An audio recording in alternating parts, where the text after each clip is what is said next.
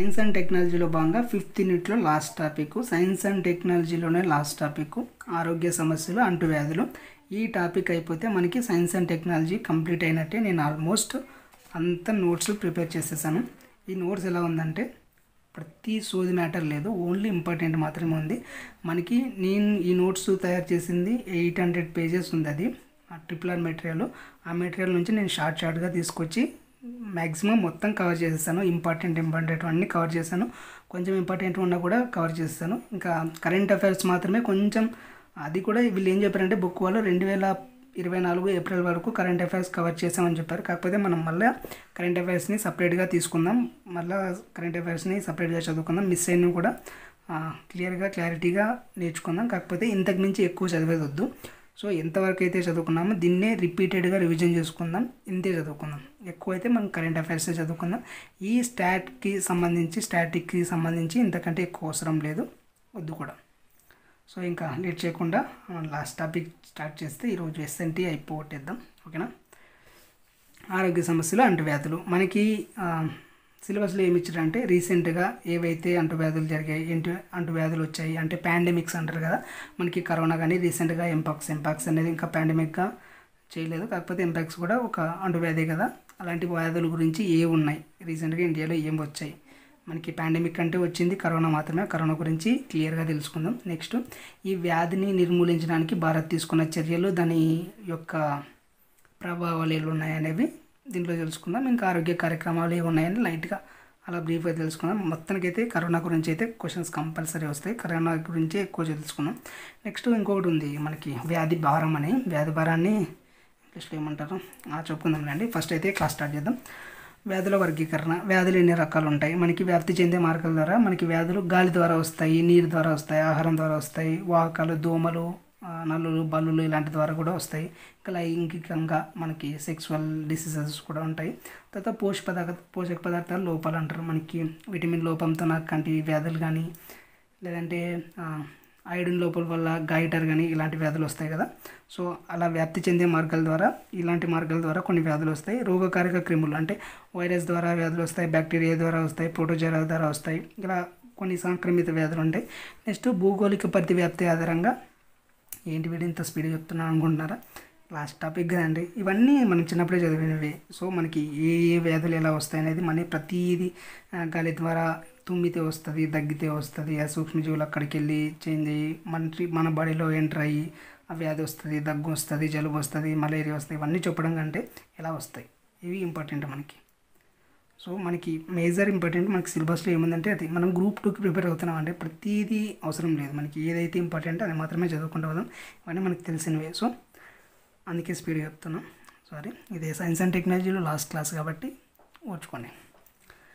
భౌగోళిక పరిధి వ్యాప్తి ఆధారంగా అంటే స్థానిక సంక్రమణ అంటే ఏదైనా ఒక పర్టికులర్ ప్లేస్కి మాత్రమే సంక్రమించే వ్యాధి అనమాట. ఇలాంటి వ్యాధులు ఎలా ఉంటాయంటే, సపోజ్ ఎక్కడైనా బొగ్గు గనులు ఉంటాయి కదా. ఆ బొగ్గు గనుల చుట్టుపక్కల ఆ గాలి పీల్చి వాళ్ళకి మాత్రమే కొన్ని రకాల వ్యాధులు వస్తాయి.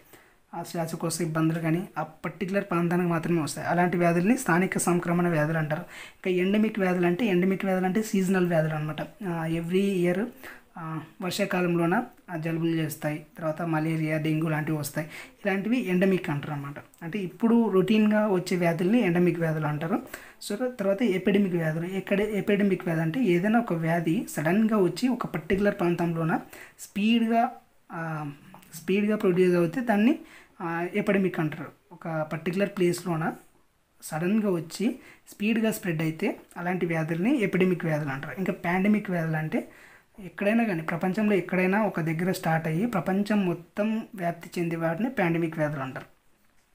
నెక్స్ట్ వ్యాధి భారం అంటే ఒక వ్యాధి ద్వారా ఆ వ్యాధికి ఆర్థికంగా వ్యయం ఎంత చేశాము, తర్వాత దాని ద్వారా మరణాలు ఎన్ని జరిగాయి, అనారోగ్యం ఎంత ఉంది, ఇలాంటి వాటిని అన్నిటినీ కొలిచి ఒక సూచికని వ్యాధి భారం అంటారు అన్నమాట. ఆర్థిక వ్యయాన్ని అంటే ఒక వ్యాధి కోసం మనం చేసిన ఖర్చు ఎంత, దానివల్ల అయిన మరణాలు ఎన్ని, తర్వాత దానివల్ల జరిగిన అనారోగ్యం ఎంత, ఇవన్నిటినీ తీసుకొని ఒక సూచికని పెడతారు అన్నమాట. దాన్ని వ్యాధి భారం అంటారు. ఇంకా ఇది వచ్చేసి దీన్ని డిలే కింద చేస్తారనమాట. డిలే అంటే డిసెబిలిటీ అడ్జస్టెడ్ లైఫ్ ఇయర్స్ అంటారు.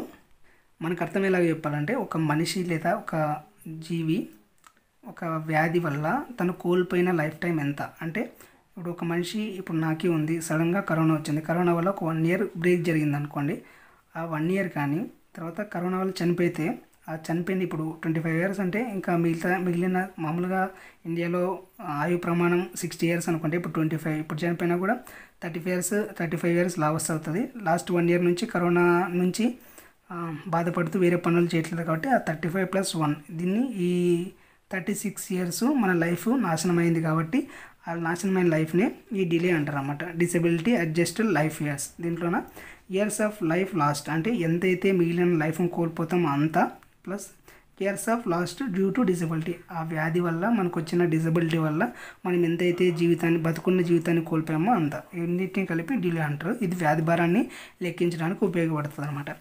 India state level disease burden initiative అనేది అక్టోబర్ 2015లో ప్రారంభమైంది. ఇది డిలేని కొలుస్తుంది అనమాట. ఇది వచ్చేసి Indian council of medical research ICMR అనమాట. ICMRని Indian council of medical research అంటారు. నేను ఎప్పుడు ICMR అన్నా కూడా ఇదే. ICMR అనేది కోవిడ్లో కూడా బాగా ఇంప్రూవ్ అంటున్నాను, బాగా పేరు పొందింది కదా. ప్రతి ఒక్కరు ICMR అని మనకి కోవిడ్ టెస్ట్లో కూడా ICMR అనే వస్తుంది. సో ICMR, EPHFI తర్వాత IHME ఇవన్నీ కలిసి వేరే 100 సంస్థలు కలిసి దీన్ని ఏర్పాటు చేశాయి అనమాట. Indian state level disease burden initiative అనేది. ఇందులో భాగంగా ఒక రిపోర్ట్ని విడుదల చేశారు, India health of the nation states అని. ఇందులో భాగంగా మనకి ఏం చెప్తారంటే ఈ వ్యాధి భారం ఎలా ఉంది, తర్వాత ఎక్కువ మరణాలు దీనివల్ల సంభవిస్తాయని చెప్పారు. ఎక్కువ అకాల మరణాలు మన ఇండియాలోనే కదా, ప్రపంచవ్యాప్తంగా ఎక్కువ మరణాలు దేనివల్ల వస్తాయంటే వాయు కాలుష్యం వల్ల వస్తాయి. ఇందులో వాయు కాలుష్యం వల్ల వ్యాధి భారం 26% ఉందన్నమాట. భారత్లో 2010లోన ప్రతి 8 మందిలోన ఒకరు, అంటే 8 మంది చనిపోతే ఆ 8 మందిలో ఒకరు వాయు కాలుష్యం వల్ల చనిపోయారు అని చెప్పారు. ఇంకా భారతదేశంలోన మాతా శిశు పోషకాహార లోపం అనేది ఎక్కువ ఉంది. 2016లో వ్యాధి భారంలోన మాతా శిశు పోషకాహార లోపం అనేది 15% ఉంది, వాయు కాలుష్యంలోనే 10% ఉందన్నమాట. నెక్స్ట్ భారత్లో ఇప్పటివరకు వచ్చిన అంటువ్యాధులు ఏమి ఉన్నాయంటే 1800లో అంటే 19th సెంచరీలో అంటే 19వ శతాబ్దంలోన కలరా 1810లో వచ్చింది. తర్వాత ఇదే కలరా బెంగాల్లో ఒకసారి వచ్చింది. తర్వాత మళ్ళీ దేశం అంతటా 1852లో వచ్చింది. తర్వాత కుంభమేళా జరిగిన సందర్భంలో వచ్చింది. తర్వాత 1899లో కలకత్తాలో వచ్చింది. ఇలా ఆ కలరా అనేది వ్యాప్తి చెందుతూ వచ్చిందనమాట. ఇప్పుడు కలరా కూడా చాలా క్యూర్ అవ్వడానికి చాలా పద్ధతులు కనిపెట్టారు కదా. సో ఇప్పుడు కలరా అంత ఇంపార్టెంట్ కాదు. అప్పట్లో కలరా అంటే అదొక ప్రాంతకమైన వ్యాధి. మనమైతే కోవిడ్కి ఎలా భయపడ్డామో అప్పుడు అలా భయపడ్డారు అనమాట. ఇప్పుడు మనకి కోవిడ్ వచ్చినా కూడా జస్ట్ లైట్లే అంటారు కదా అలా. ఇంకా బాంబేలో ప్లేగ్ కూడా అప్పుడు బాగా భయపెట్టింది అనమాట. 1896లో స్టార్ట్ అయింది. నెక్స్ట్ 1900లోకి వచ్చేపాటికి ఫ్లూ అనేది వచ్చింది. ఈ ఫ్లూ అనేది H1N1 వైరస్ ద్వారా వస్తుంది అనమాట. దీన్నే బాంబే ఇన్ఫ్లుయెంజా అని కూడా అంటారు. 1918లో కూడా వచ్చింది ఇది. నెక్స్ట్ ఆసియా ఫ్లూ అనేది H2N2 వైరస్ ద్వారా వస్తుంది, చైనాలో స్టార్ట్ అయ్యి వచ్చింది. నెక్స్ట్ మసూచి అనేది వరిమెలా మైనర్ అనే వైరస్ ద్వారా వస్తాయన్నమాట. 1974లో స్టార్ట్ అయింది. భారత్లో 86% కేసులు నమోదయ్యాయి అనమాట. ఇది స్వీడన్ సహాయంతో మసూచిని కొంచెం నిర్మూలించారు. 1980 నాటికి మొత్తం మసూచిని నిర్మూలించారు అనమాట. 1980 మే 8 నాటికి మొత్తం నిర్మూలించారు కాబట్టి 1980 మే 8ని మసూచి నిర్మూలన దినంగా ప్రకటించారు అనమాట. నెక్స్ట్ ప్లేగు 1994లో సూరత్లోన వచ్చి 56 మరణాలు జరిగాయి. మన హైదరాబాద్లో వచ్చింది, అందుకే చార్మినార్ కట్టారు అంటారు. కాకపోతే దాని గురించి నా బుక్లో ఏం జరగలేదు. సో ప్లేగ్ కూడా 1994లో వచ్చిందంటే రీసెంట్గా సూరత్లో వచ్చి 56 మంది చనిపోయారు. నెక్స్ట్ డెంగ్యూ అనేది 2003లో ఢిల్లీలో వచ్చిందనమాట. ఈ డెంగ్యూ హెమరేజిక్ ఫీవర్ వ్యాప్తి అనేది జరిగిందనమాట. ఇది డెంగ్యూ అనేది జ్వరమే కదా. సో తర్వాత చికెన్ గున్యా డెంగ్యూ 2006లో వచ్చాయి. గుజరాత్ హెపటైటిస్ అనేది 2009లో వచ్చింది. తర్వాత స్వైన్ ఫ్లూ అనేది 2015లోన H1N1 వైరస్ ద్వారా వచ్చింది. తర్వాత రీసెంట్గా నిఫా వైరస్ వచ్చింది కేరళలో 2018లోన. సో ఇవన్నీ అంటువ్యాధులు అనమాట ఇండియాలో వచ్చినవి, ఎప్పుడు వచ్చినాయి అని. వీటి గురించి అన్నీ చదువుకుంటూ పోతే మనం డాక్టర్ అయిపోవచ్చు, అంత అవసరం లేదు. ఏది ఎప్పుడు ఎక్కడ వచ్చింది అనేది ఒక క్లారిటీ ఉంటే చాలు. నెక్స్ట్ COVID-19 ఇది కదా మనకి బాగా కావాల్సింది. లాస్ట్ ఇయర్ వరకు బాగా ఫేమస్ అయిన పదం COVID-19. Corona virus disease. COVID అంటే corona virus disease 2019. Middle east respiratory syndrome, severe accurate respiratory syndrome. ఏంటిది ఎప్పుడైనా లేదు కదా. ఇదే వ్యాధి పేరు అనమాట. మిడిల్ ఈస్ట్ రెస్పిరేటరీ సిండ్రోమ్ అనేది ఒక వ్యాధి. తర్వాత సెవియర్ అక్యూరేట్ రెస్పిరేటరీ సిండ్రోమ్ అనేది కూడా ఒక వ్యాధి, అంటే ఇది ఒక వ్యాధి అనమాట. దీంట్లో ఇది ఏ వైరస్ ప్రభావం వల్ల వస్తుందంటే ఈ SARS-CoV-2 అనే వైరస్ వల్ల వస్తుంది. SARS అంటే severe accurate respiratory syndrome Covid virus 2 అనే దానిపైన వస్తుంది అనమాట. ఇది ఎక్కడ స్టార్ట్ అయిందంటే చైనాలోన వ్యూహాన్ నగరంలో స్టార్ట్ అయింది. 2019 డిసెంబర్లో స్టార్ట్ అయింది. దీని యొక్క లక్షణాలు ఫస్ట్లో జలుబు జ్వరంగా ఉంటాయి, తర్వాత శ్వాసకోశ ఇబ్బంది వచ్చి చనిపోయే ప్రమాదాలు కూడా ఉంటాయి అన్నమాట.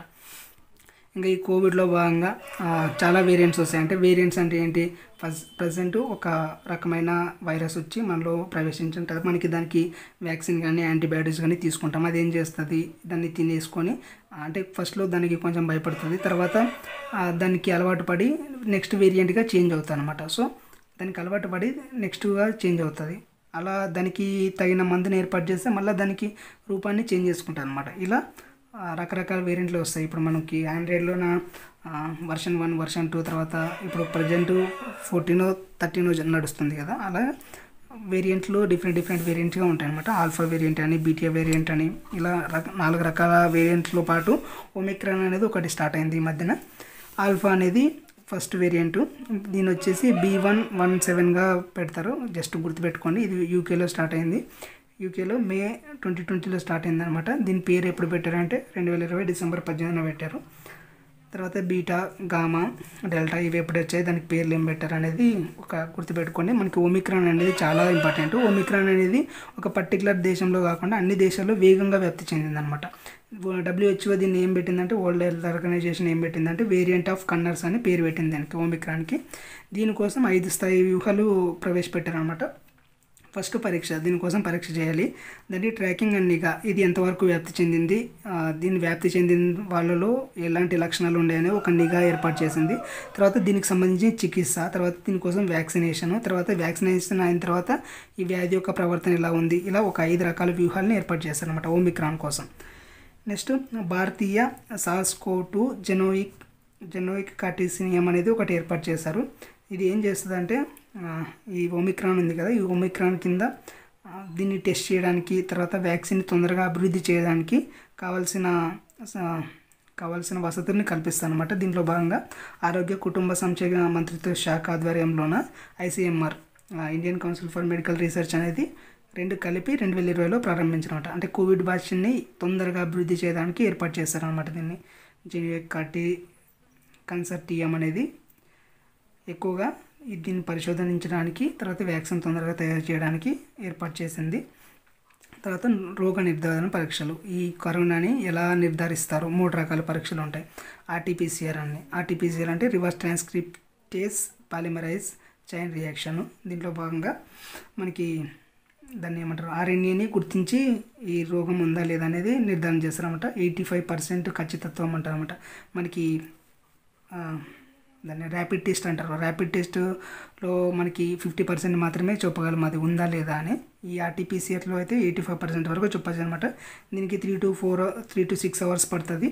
ఇది వచ్చేసి స్వాబ్ తీసుకుంటారు మన నుంచి, స్వాబ్ టెస్ట్ ద్వారా తీసుకొస్తారు. ఇది రియల్ టైమ్ PCR అనమాట. నెక్స్ట్ ర్యాపిడ్ టెస్ట్ మనకు తెలుసు, ముక్కు నుంచి తీసుకుంటారు కదా నమూనాలని, వాటిని గుర్తిస్తారు. పైన RT-PCRలోన RNA గుర్తింపుని ద్వారా వ్యాధిని కనిపెడితే దీంట్లోన ఈ ప్రోటీన్ ఉంటుంది కదా, ఈ వ్యాధికి సంబంధించిన ప్రోటీన్ని గుర్తించి వ్యాధి ఉందా లేదా అనేది గుర్తిస్తారు అనమాట.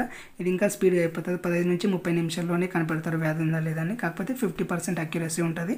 నెక్స్ట్ యాంటీబాడీ పరీక్షలు. యాంటీబాడీ పరీక్షలు అనేవి వ్యాధి నిర్ధారణ కంటే ఇది ఎంతవరకు వ్యాప్తి చెందిందని బట్టి ఉంటుంది అనమాట. ఇందులో రక్త పరీక్షల్లో భాగంగా తీసుకొస్తారు. ఇందులో భాగంగా RDT ELISA అనే పరీక్షలు ఉంటాయి. ఇది వ్యాధి నిఘా కోసం ఏర్పాటు చేసిన సంస్థలు. అంటే ఒక పర్టికులర్ ప్రాంతంలో ఎంతమందికి ఈ వ్యాప్తి జరిగింది అని ఈ రక్త పరీక్షలు చేసి తీసుకుంటారు అన్నమాట. యాంటీబాడీస్ ఎంతమందిలో ఉన్నాయని కూడా కనిపెడతారు. నెక్స్ట్ కోవిడ్-19 వ్యాక్సిన్లు. ఎన్ని రకాల వ్యాక్సిన్లు వచ్చాయంటే, ఫస్ట్ కోవాక్సిన్ని ICMRతో పాటు virology, national institute of virology సాయంతో భారత్ బయోటెక్, హైదరాబాద్కి సంబంధించింది ఇది. భారత్ బయోటెక్ అనేది అభివృద్ధి చేసింది కోవాక్సిన్ వ్యాక్సిన్ని. నెక్స్ట్ JCOV-D అనేది ఒకటి ఉంది. ఇది DNA ప్లాస్మిడ్ ఆధారితంగా పనిచేస్తుంది అనమాట. ఇది క్యాండిలా హెల్త్ కేర్ అనేది ఇండియాకి సంబంధించిన ఒక సంస్థ అభివృద్ధి చేసింది. అత్యవసర వినియోగానికి దీన్నే వాడారనమాట JCOV-D అనేది. నెక్స్ట్ ఇన్కోవాక్ అనేది భారత్ బయోటెక్తో పాటు వాషింగ్టన్ యూనివర్సిటీ, తర్వాత యుఎస్ ఇవన్నీ కలిపి అభివృద్ధి చేశాయి అనమాట. ఇది ఇంట్రానేసల్ వ్యాక్సిన్, అంటే ముక్కు ద్వారా తీసుకునే వ్యాక్సిన్ అనమాట ఇది. నెక్స్ట్ HGO-19 అనేది ఒకటి ఉంది. ఇది mRNA ద్వారా ఆధారితంగా పనిచేసే వ్యాక్సిన్ ఇది. జెనీవో ఫార్మా అనేది ఒకటి ఉంది పూణేలోన, అది జెనీవో ఫార్మా యుఎస్తో కలిపి అభివృద్ధి చేశారు దీన్ని. నెక్స్ట్ ఆక్స్ఫర్డ్ యూనివర్సిటీ, తర్వాత ఆస్ట్రాజెనికా అనే ఒక కంపెనీ, తర్వాత సీరం ఇన్స్టిట్యూట్ ఆఫ్ ఇండియా, ఈ 3 కలిపి కోవిషీల్డ్ అనేది ఒకటి ఏర్పాటు చేశారు అనమాట. యూకేలో ఉంది కదా, యూకేలో ఆక్స్ఫర్డ్ యూనివర్సిటీ ఉంది. ఆ ఆక్స్ఫర్డ్ యూనివర్సిటీ, తర్వాత బ్రిటిష్ ప్లస్ స్వీడన్కి రెండుకి సంబంధించిన ఆస్ట్రాజెనికా అనే ఒక కంపెనీ, తర్వాత సీరం ఇన్స్టిట్యూట్ ఆఫ్ ఇండియా అనే కంపెనీ మన ఇండియాకి సంబంధించి ఈ 3 కంపెనీలు కలిసి కోవిషీల్డ్ అనే దాన్ని ఉత్పత్తి చేశాయి అనమాట. నెక్స్ట్ స్పుత్నిక్ వి అనేది రష్యాలోన ఉత్పత్తి చేసిన వ్యాక్సిన్.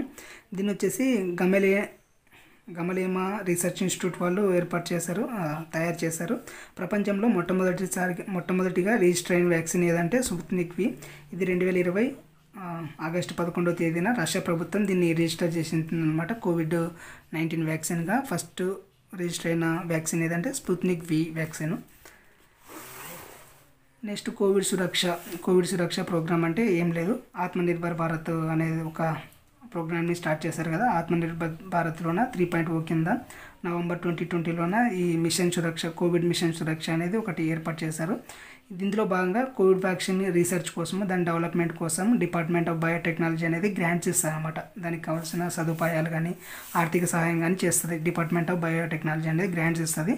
అలా గ్రాంట్స్ ఇవ్వడానికి ఈ ఆత్మనిర్భర్ భారత్లో 3.0లో భాగంగా కొంచెం బడ్జెట్ అలొకేట్ చేసింటారు దీని ద్వారా biotechnology industry research assistant council అనేది ఒకటి ఉంటుంది, బిరాక్ అనేది. ఆ బిరాకు ఈ DBT డిపార్ట్మెంట్ ఆఫ్ బయోటెక్నాలజీ 2 కలిసి కోవిడ్-19 వ్యాక్సిన్ అభివృద్ధి చేసే కొన్ని సంస్థలకి ఆర్థిక సహాయం, మౌలిక సదుపాయాలు కల్పిస్తారు అనమాట. ఈ మిషన్లో భాగంగానే మనకి డిపార్ట్మెంట్ ఆఫ్ బయోటెక్నాలజీ వాళ్ళు 4 రకాల వ్యాక్సిన్లను పంపిణీ చేశారు. అది జైకోవి-D, తర్వాత కార్బోవ్యాక్స్ అనేది, తర్వాత జెంకోవ్యాక్ అనేది, తర్వాత ఇన్కోవ్యాక్ అనేవి వీటిని పంపిణీ చేశారు. దీనికి సంబంధించి కేంద్ర ప్రభుత్వం ఏం చర్యలు చేపట్టింది అంటే, కోవిడ్-19 వచ్చినప్పుడు ప్రభుత్వం తీసుకున్న చర్యలు ఏంటి, దాన్ని ఎదుర్కొంది. ఫస్ట్ మనకు కోవిడ్ వచ్చిన వెంటనే మనకు గుర్తొచ్చేది జనతా కర్ఫ్యూ, లాక్డౌన్. అది మార్చ్ 2020 మార్చ్ 22న స్టార్ట్ అయింది. తర్వాత మార్చ్ 24 నుంచి ఫస్ట్ 22న సండే, ఆ సండేని ఓన్లీ జనతా కర్ఫ్యూ రోజుగా ఒక్క రోజే అని చెప్పారు. తర్వాత మార్చి 24 నుంచి 21 రోజులు ఉంటుందని పెట్టారు. తర్వాత ఏప్రిల్ 14న మే 3 వరకు ఎక్స్టెండ్ చేస్తారు. తర్వాత మరి మే 1న 17th వరకు ఎక్స్టెండ్ చేస్తారు, మనకి తెలుసు కదా. సో అలా లాక్డౌన్ విధించారు. తర్వాత ఆరోగ్య సేతు యాప్ అనేది ఒకటి ఏర్పాటు చేశారు. ఇది 12 భాషల్లో ఉంటుంది. సో కోవిడ్-19కి సంబంధించిన చర్యలకి మార్గదర్శకాలని విడుదల చేస్తుంది. ఇది ఎయిమ్స్ హాస్పిటల్స్ తెలుసు కదా, ఎయిమ్స్ న్యూఢిల్లీలో ఉంది. అది దాంట్లో భాగంగా క్లినికల్ సెంటర్ ఫర్ ఎక్సలెన్స్ అనేది ఏర్పాటు చేశారనమాట. ప్రతి జిల్లాలోన ఈ PM కేర్ ఫండ్ కింద 1563 ఒకటి ఆక్సిజన్ ప్లాంట్లు ఉంటాయి కదా, ఆక్సిజన్ ఉత్పత్తి ప్లాంట్లని ఏర్పాటు చేశారనమాట.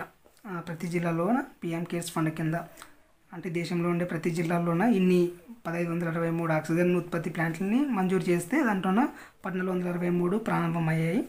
నెక్స్ట్ టెస్టులు చేయడానికి 3062 ల్యాబ్ని ఏర్పాటు చేశారు. ఇది వచ్చేసి PM ఆయుష్మాన్ భారత్ కింద ఏర్పాటు చేశారన్నమాట. ప్రతి జిల్లాలోన ఏర్పాటు చేశారు.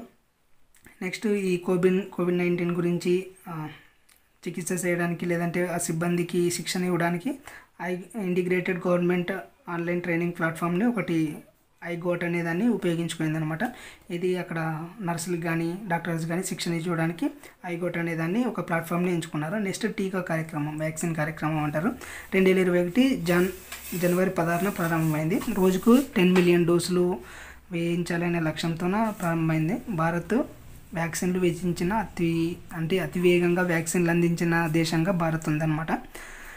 కోవిన్ అనే ఒక వెబ్సైట్ని కూడా ఏర్పాటు చేశారు. కోవిన్ అంటే అంటే కోవిడ్-19, విన్ అంటే వ్యాక్సిన్ ఇంటెలిజెంట్ నెట్వర్క్ అనమాట. దీంట్లో భాగంగా మనకి కోవిషీల్డ్ని, కోవాక్సిన్ని ఇచ్చారు. కోవిషీల్డ్ అనేది మనం చెప్పుకున్నాం కదా, సీరం ఇన్స్టిట్యూట్ ఆఫ్ ఇండియా పూణేలో ఉంది. తర్వాత భారత్ బయోటెక్ కోవాక్సిన్ ఏర్పాటు చేసింది, ఇది హైదరాబాద్లో ఉంది. ఈ రెండు వాటిని రోజుకి 10 మిలియన్ డోసులు అందించే ఉద్దేశంతో కోవిన్ అనే ఒక వెబ్సైట్ని క్రియేట్ చేసి అందులో భాగంగా అందించారు కదా. తర్వాత నెక్స్ట్ హర్ ఘర్ దస్తక్ అనే ఒక కార్యక్రమాన్ని కూడా ఏర్పాటు చేశారు. ఇందులో భాగంగా 2021 నవంబర్ 3న ప్రారంభమైంది. ఇందులో భాగంగా ప్రతి ఇంటికి వెళ్ళి కొంతమంది వాలంటీర్స్ వెళ్ళి అక్కడ వ్యాక్సినేషన్ అయిందా కాలేదా, ఎందుకు కాలేదు అని ఒక రిపోర్ట్ని తయారు చేస్తారనమాట. ఈ హర్ ఘర్ దస్తక్ 2.0 అనేది 2022లో జూన్ 1న స్టార్ట్ అయింది. ఇది కూడా ఇంటింటికి తిరిగి వ్యాక్సినేషన్ అయిందా లేదా అని తెలుసుకుంటారు అనమాట. నెక్స్ట్ కేంద్ర ప్రభుత్వ ఉద్దీపన చర్యలు అంటే కోవిడ్-19 వల్ల తగ్గిపోయింటాయి కదా, ఏదైనా అభివృద్ధి తగ్గిపోయినా లేదంటే లాస్ అయినా వాటికి ఉద్దీపనంగా అంటే దాన్ని ఆదుకునే చర్యలు ఏం చేపట్టిందంటే ప్రధానమంత్రి గరీబ్ కళ్యాణ్ యోజన. ఇది వెరీ వెరీ ఇంపార్టెంట్. ప్రధానమంత్రి గరీబ్ కళ్యాణ్ యోజన PMJKY అనేది BPL ఉంటాయి, బిలో ప్రావర్టీ లైన్ కింద మనకి రేషన్ కార్డ్స్ ఇస్తారు కదా. ఆ రేషన్ కార్డు ఉన్న ప్రతి ఒక్కరికి 5 కేజీల బియ్యము, 1 కేజీ పప్పు, బియ్యం కానీ గోధుమ కానీ 5 కేజీస్, 1 కేజీ పప్పు దినుసులు కానీ సరఫరా చేస్తారు. ఇలా 2 లక్షల కోట్ల మందికి ఏర్పాటు చేస్తారన్నమాట. 2 లక్షల కోట్ల మందికి కాదురా, 2.76 లక్షల కోట్లు బడ్జెట్ అలొకేట్ చేస్తారన్నమాట దీనికోసం. 81 కోట్ల ప్రజలకి ఇది హెల్ప్ అవుతుంది. తర్వాత 8.5 కోట్ల కుటుంబాలకి ఉచిత వంట గ్యాస్ని ఏర్పాటు చేశారు ఇందులో భాగంగానే. తర్వాత 20 కోట్ల మహిళలకి జన్ధన్ అకౌంట్స్లోన 500 జమ చేశారనమాట. ప్రతి మంత్ 500 జమ చేశారు. ఇంకా 20 లక్షల వైద్య సిబ్బందికి, కార్మికులకి 50 లక్షల బీమా అనేది అంటే హాస్పిటల్లో వర్క్ చేసే వాళ్ళకి కూడా, డాక్టర్స్కి కానీ, అక్కడ క్లీనింగ్ చేసే కార్మికులకు కానీ వీళ్ళందరికీ 50 lakhs వరకు ఇన్సూరెన్స్ చేయించారనమాట. నెక్స్ట్ మనకి మహాత్మా గాంధీ గ్రామీణ ఉపాధి పథకం ఉంటుంది కదా, ఆ పథకం కింద డైలీ కూలీ 182 ఉంటే దాన్ని 202కి పెంచారు. తర్వాత ఆత్మనిర్భర్ భారత్ అభియాన్ అనేది స్టార్ట్ చేశారు. 2020 మేలో స్టార్ట్ చేశారన్నమాట. 4 భాగాలుగా స్టార్ట్ చేశారు. దీంట్లో ఆర్థిక ఉద్దీపన సహాయ ప్యాకేజ్ అనేది ఒకటి చేశారు. అంటే ఆర్థికంగా కుదేలైన కొన్ని పరిశ్రమల్ని ఆదుకోవడానికి 20 లక్షల కోట్ల బడ్జెట్ని ప్రవేశపెట్టారన్నమాట ఆత్మనిర్భర్ భారత్ కోసం. ఇంకా కోవిడ్-19 మొబైల్ అప్లికేషన్స్లోన సహయోగ్ అనే ఒక అప్లికేషన్ ఉంది. ఇది సర్వే ఆఫ్ ఇండియా వాళ్ళు ఏర్పాటు చేశారు. తర్వాత ఘర్ ఘర్ నిగరాని అనేది పంజాబ్ ప్రభుత్వం వాళ్ళు ఏర్పాటు చేశారు ఒక యాప్. తర్వాత ఢిల్లీ కరోనా యాప్ అనేది, తర్వాత సురక్ష స్టోర్ ఇనిషియేటివ్ అనేది, ఆప్తమిత్ర అనేది కర్ణాటక ప్రభుత్వం. ఇవన్నీ యాప్స్ అనమాట. ఈ యాప్స్ అన్నీ కోవిడ్-19లో భాగంగా ఏర్పాటైనాయి. ఇంకా కోవిడ్-19 గురించి కొంచెం ఇంకా చెప్పుకోవాలంటే మొదటి కేసు ఎప్పుడు నమోదైంటే January 30, 2020 కేరళలో నమోదైంది. ఇంకా ఎక్కువ కేసులు నమోదైన రాష్ట్రం మహారాష్ట్ర. Help line number 1075. ఇంకా ఏపీ ఒక యాప్ని ఏర్పాటు చేసింది, ఆ యాప్ పేరు కోవిడ్ ఫార్మా. ఇంకా భారత్ మొత్తం దేశం మీద ఒక యాప్ ఏర్పాటు చేసింది, అదేంటంటే ఆరోగ్య సేతు. నెక్స్ట్ ఇంకా ఇనిషియేటివ్ ఇంతకంటే ముందు వ్యాధుల నియంత్రణ కోసం ప్రభుత్వం ఎటువంటి చర్యలు ఏర్పట్టిందంటే ఇది పెద్దగా అవసరం లేదు, సో జస్ట్ అలా చూసుకోండి. జాతీయ గ్రామీణ ఆరోగ్య మిషన్ అనేది 2005లో స్టార్ట్ చేసింది. గ్రామీణ ప్రజల ఆరోగ్యం కోసం ఏర్పాటు చేసింది అనమాట. ఇందులో భాగంగా మెయిన్గా చిన్న పిల్లలు 2 సంవత్సరాల లోపు పిల్లలకి, తర్వాత మాతా శిశు అంటే అప్పుడే ప్రసవించిన పిల్లలకి వాళ్ళ తల్లులకి సంబంధించిన ఆరోగ్యానికి సంబంధించి కోసం ఏర్పాటు చేశారన్నమాట. దీంట్లో భాగంగా గ్రామాల్లోన నీరు, పారిశుద్ధం, విద్య, పోషణ ఇలాంటి మౌలిక సదుపాయాల కోసం ఏర్పాటు చేశారు. ఇందులో భాగంగా మనకి ఆశా వర్కర్లను కూడా ఇందులో భాగంగానే ఏర్పాటు చేశారు, అంగన్వాడీలు కూడా ఇందులో భాగంగానే ఏర్పాటు చేశారు. తర్వాత జననీ సురక్ష యోజన అంటే గర్భిణీ స్త్రీల కోసం వాళ్ళ ప్రసవాల సమయంలో నగదు సహాయం చేస్తారన్నమాట. కొంచెం అమౌంట్ ఇస్తారు, 6,000 నుంచి 3,400 దాకా వాళ్ళకి అమౌంట్ ఇస్తారు. నెక్స్ట్ జననీ శిశు సంరక్ష కార్యక్రమం అనేది అంటారు. ఇది కూడా గర్భిణీ స్త్రీల కోసం వాళ్ళ మందులకి అయ్యే ఖర్చు, వాళ్ళ డెలివరీకి అయ్యే ఖర్చు మొత్తం ప్రభుత్వమే భరిస్తుంది. నెక్స్ట్ రాష్ట్ర బాల స్వస్థ కార్యక్రమం అంటే పుట్టిన దగ్గర నుంచి 18 సంవత్సరాల వరకు ఉండే మధ్య వయసు పిల్లలకి ఎటువంటి ఆరోగ్య సమస్యలు వచ్చినా కూడా మేమే చూసుకుంటామనే ఒక కార్యక్రమాన్ని 2013లో స్టార్ట్ చేస్తారు. ఇదంతా బిలో ప్రావర్టీ లైన్స్ ఉంటారు కదా, BPL రేషన్ కార్డ్స్ ఉంటారు కదా, వాళ్ళకి మాత్రమే అన్నమాట ఇవి. నెక్స్ట్ జాతీయ పట్టణ ఆరోగ్య మిషన్, ఇది పట్టణ ప్రాంతంలో ఉండే పేదల కోసం ఏర్పాటు చేసిన మిషన్ అనమాట. నెక్స్ట్ ప్రధానమంత్రి సురక్షిత్ మంత్రిత్వ శాఖ అభియాన్ అనేది ప్రతి నెల 9వ తారీఖున దాన్ని ఏమంటారు, ఒక సర్వే లాంటిది, ఒక మీటింగ్ లాంటిది ఏర్పాటు చేసి ఆరోగ్య సమస్యలు ఏవైనా ఉంటే చూపించుకుంటామంట. గర్భిణీ స్త్రీల యొక్క ఆరోగ్య కార్యక్రమం ఇది జూలై 31, 2016లో స్టార్ట్ అయింది. ఇది ప్రతి నెల 9వ తారీఖున గర్భిణీ స్త్రీల కోసం ఒక ఆరోగ్య కార్యక్రమాన్ని ఏర్పాటు చేస్తారు. నెక్స్ట్ ఈవిన్ అనేది ఒకటి ఉంటుంది, వ్యాక్సిన్ ఇంటెలిజెన్స్ నెట్వర్క్ అనేది వ్యాక్సిన్లు అమలు కోసం ఏర్పాటు చేశారు. 12 రాష్ట్రాల్లోన వ్యాక్సిన్లు సమాచారం ఈ యాప్లో ఉంటుంది అనమాట. ఇంకా ఆయుష్మాన్ భారత్ డిజిటల్ మిషన్ ఉంటుంది. ఇందులో భాగంగా హెల్త్ ఐడీలు ఇస్తారు, ఆయుష్మాన్ భారత్ కార్డ్స్ అంటారు వాటిని. దీంట్లో భాగంగా మనకి హెల్త్ రిపోర్ట్స్ ఉంటాయి కదా, అవన్నీ ఎలక్ట్రానిక్ భాగంగా ఒక స్టోర్ చేసి పెడతానమాట. మన హెల్త్ రిపోర్ట్స్ అన్నీ హెల్త్ ఐడీలో భాగంగా ఏర్పాటు చేస్తారు. Next PM Ayushman Bharat health infrastructure machine అనేది 2021-22 బడ్జెట్లోన ఏర్పాటు చేస్తారు దీన్ని. తర్వాత ఈ సంజీవిని యాప్ ఉంటుంది. ఈ సంజీవిని యాప్ అనేది మెడిసిన్ సర్వీస్కి సంబంధించి ఉంటుంది. ఒక డాక్టర్కి సలహాలు ఇవ్వచ్చు అనమాట, ఎటువంటి మెడిసిన్ని రిఫర్ చేయాలి, తర్వాత ఒక పేషెంట్కి కూడా ఎటువంటి మెడిసిన్ వాడాలి అని ఒక డాక్టర్ కన్సల్టెన్సీగా ఉపయోగపడుతుంది అనమాట ఇది. నెక్స్ట్ ప్రధానమంత్రి స్వాస్థ్య సురక్ష యోజన, తర్వాత ఆయుష్మాన్ భవ అనేది ఆయుష్మాన్ కార్డుని జారీ చేస్తుంది. ఇవి ద్రౌపది ముర్ము గారు స్టార్ట్ చేశారు. సెప్టెంబర్ 13న 2023 స్టార్ట్ చేస్తారు దీన్ని. అంటే ఆరోగ్యం గురించి అవగాహన కల్పించడానికి ఆయుష్మాన్ భవ అనే కార్యక్రమాన్ని ఏర్పాటు చేశారు. తర్వాత national policy for rare diseases, అంటే తరచుగా వచ్చే, అంటే జనరల్గా వచ్చే వ్యాధులు కాకుండా ఎక్కడైనా రేర్గా వచ్చే వ్యాధులు ఉంటాయి కదా, అలాంటి వ్యాధుల కోసం ఒక పాలసీని ఏర్పాటు చేస్తారు 2021 మార్చిలోన. అరుదైన వ్యాధులు వారు ఉంటే వాళ్ళని గుర్తించి వాళ్ళకి 50 లక్షల వరకు ఆర్థిక సహాయం చేయడానికి ఈ పాలసీని తీసుకొచ్చారు. తర్వాత నూతన జాతీయ ఆరోగ్య విధానం అనేది మనకి మొట్టమొదట 1923లో స్టార్ట్ అయింది. హెల్త్ పాలసీ అంటారు దాన్ని. హెల్త్ పాలసీ అనేది 1983లో స్టార్ట్ అయింది. తర్వాత రెండోది 2022లోన, మూడోది 2017లోన స్టార్ట్ అయింది. తర్వాత ఆరోగ్య వ్యయం అంటే ఆరోగ్యాని కోసం మనం పెట్టే ఖర్చు, అంటే దేశం పెట్టే ఖర్చు 1.5 నుంచి 2.5% పెంచాలని ఈ జాతీయ ఆరోగ్య విధానంలో అనుకున్నారు. తర్వాత ఆయు ప్రాణం ఉంది కదా, అంటే ఒక భారతదేశంలో ప్రజలు ఎంతవరకు బతకగలరు అంటే 67 ఇయర్స్ బతకగలరు అని ఒకటి ఆయు ప్రమాణం అని పెట్టారు. తర్వాత దీన్ని 70 ఇయర్స్ పెంచాలి లైఫ్ టైం అనేది ఒకటి పెట్టుకున్నారు. సంతాన సాఫల్యం ఉంటుంది. సంతాన సాఫల్యం అంటే పిల్లల పుట్టుక ఎంతమంది పుడతారు అనేది ఉంటుంది కదా, దాన్ని 2.1కి పెంచాలి. 2025 నాటికి దీన్ని సాధించాలని 2017లోన జాతీయ ఆరోగ్య విధానం అనేది ఏర్పాటు చేస్తారు. ఇదంతా అవసరం లేదు, మనకి కోవిడ్-19 గురించి బాగా గుర్తుపెట్టుకోండి. తర్వాత ఎంపాక్స్ గురించి కూడా అడిగే ఛాన్స్ ఉంది. సో దీంతోపాటు రీసెంట్గా ఏవైనా హెల్త్ ఇష్యూస్ ఏమైనా జరిగాయి కరెంట్ అఫైర్స్లో అన్నీ కవర్ చేసుకుందాం. మనకి మొత్తానికైతే కోవిడ్-19 అనేది వెరీ ఇంపార్టెంట్. దీంతోపాటు కొన్ని టీకా కార్యక్రమాలు ఉంటాయి. తర్వాత మిషన్ ఇంద్రధనుస్సు ఉంటుంది. ఇంద్రధనుస్సు కూడా టీకా కార్యక్రమం, అంటే వ్యాక్సిన్ కార్యక్రమాలు అనమాట. చిన్నపిల్లలకి కానీ, అంటే 2 ఇయర్స్ లోపు ఉన్న పిల్లలకి కానీ, గర్భిణీ స్త్రీలకు కానీ కొన్ని వ్యాక్సిన్స్ వేస్తారు ముందుగానే. అలాంటి వ్యాక్సిన్ వేయడానికి ఏర్పాటు చేసిన కార్యక్రమాలు అనమాట ఇవి. దీని తర్వాత నేషనల్ ఫ్యామిలీ హెల్త్ సర్వే అంటారు.